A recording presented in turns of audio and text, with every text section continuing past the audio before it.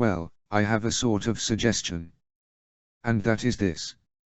That before we decide either to save the planet or to destroy it, we pause for a moment of silence.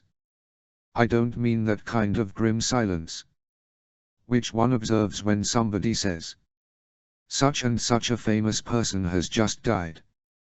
And we'll observe a moment of silence in his honor. And everybody frowns and thinks very serious thoughts.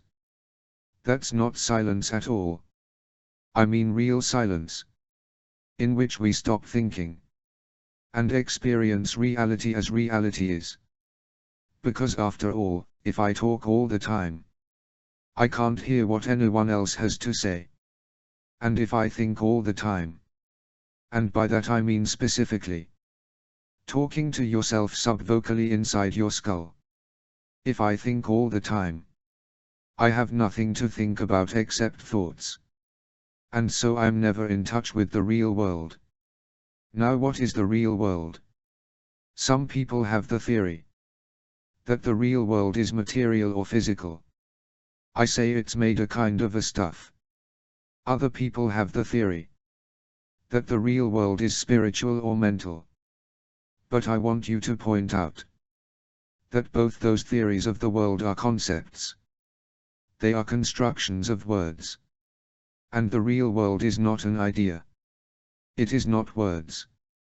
Reality is.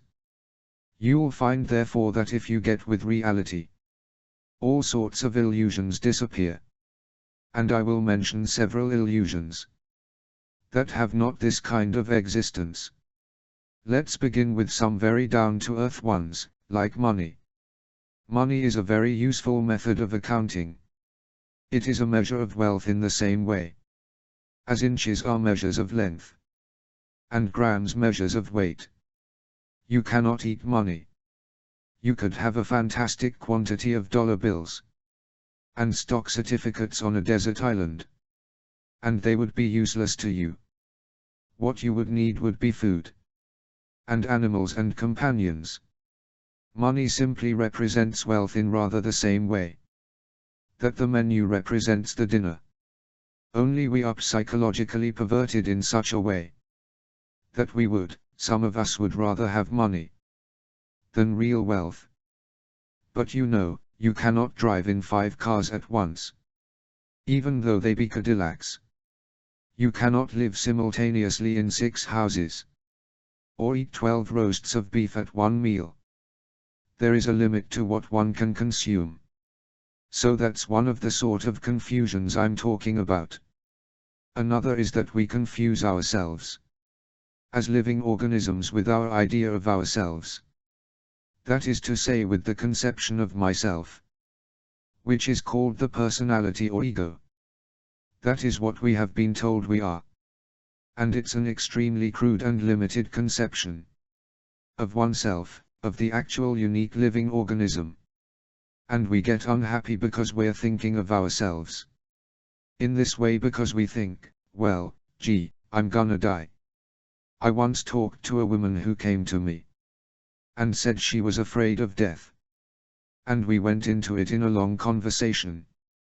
I said, what are you really afraid of? And she thought it over and thought it over.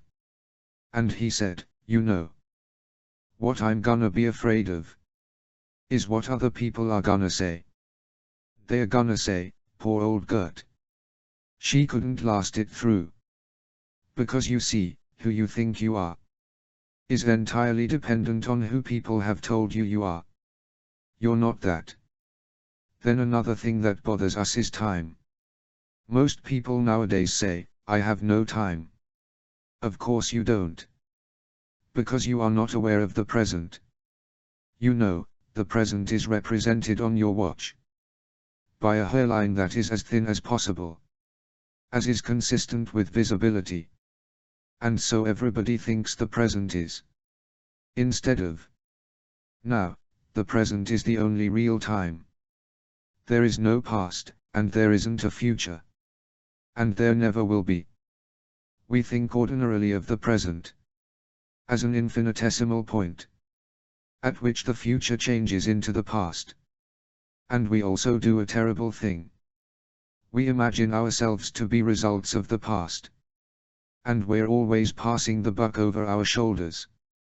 Like when God approached Adam in the Garden of Eden, and said, "Hast thou eaten of the fruit of the tree, whereof I told thee thou shouldst not eat?" And Adam said, "This woman thou gavest me, she tempted me and I did eat." And God looked at Eve and said, "Hast thou eaten of the fruit of the tree, whereof I told thee thou shouldst not eat?" And she said, "The serpent beguiled me and I did eat." And God out of the corner of his eye looked at the serpent. Serpent said nothing. So you see, we're always passing the buck. And don't realize that the past is caused by the present. As the wake of a ship flows back from the prow, now the wake doesn't drive the ship, any more than the tail wags the dog. But we've all got excuses. My mother had a fit while she was carrying me in the womb. They didn't bring me up right. And then they go to the mother and say, "How is it that you could have been so irresponsible with your children?" And she says, "Well, it was my parents. It didn't bring me up right either." And so everybody passes the buck. But the truth of the matter is it all begins here. This is where the creation begins. And you're doing it and won't admit it. Because of course, you're all God in disguise. Jesus found that out and they crucified him for saying so. So this is a very odd thing for Westerners to understand. And particularly for Americans. Because we are so fixated on the future. When we say we want to put something down, we say it has no future. Well, do you?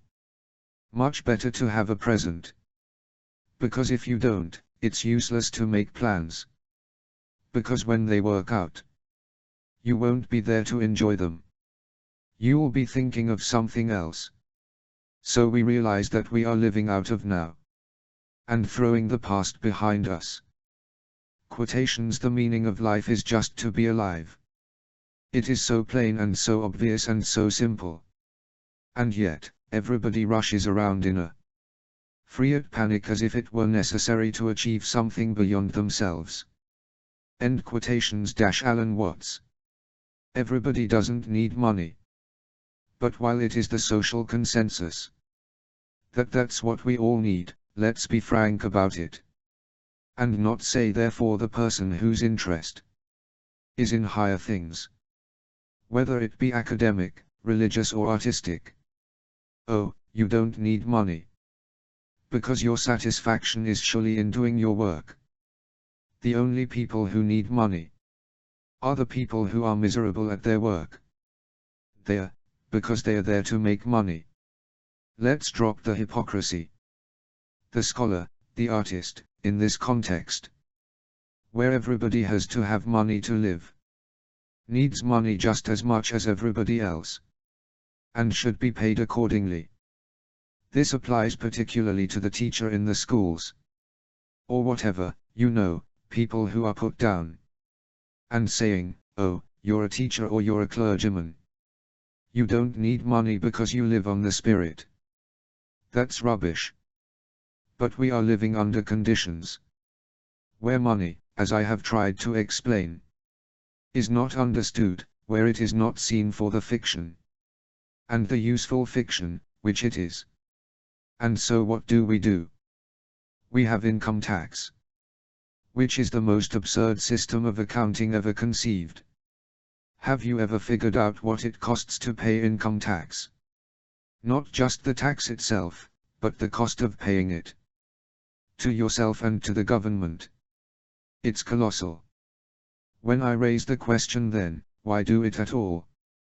Why doesn't the government simply take off the top as much money as it needs and issue the rest? It'd be much simpler.